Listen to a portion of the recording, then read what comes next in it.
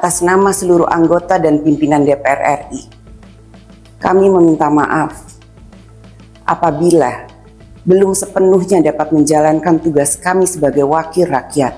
Puan Maharani, Ketum DPR RI, sampaikan duka cita, minta Polri tuntaskan kasus tewasnya Afan Kurniawan.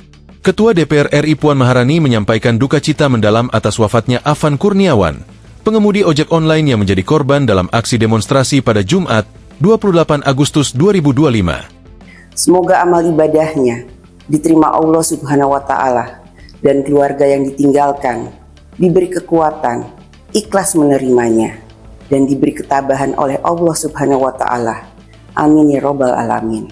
Katanya dalam keterangan yang diterima, untuk diketahui, Afan meninggal dunia setelah terlindas kendaraan taktis, rantis, Barakuda Brimob Kepolisian Daerah, Polda, Metro Jaya saat demonstrasi di kawasan Pejompongan, Jakarta, Kamis, 28 Agustus 2025, malam.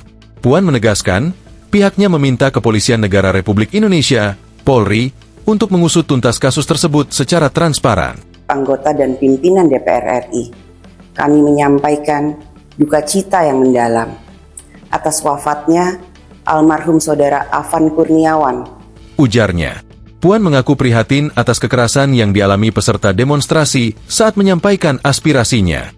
Politisi Partai Demokrasi Indonesia Perjuangan, PDIP, itu menegaskan, DPR berkomitmen mengawal proses penyelidikan hingga tuntas.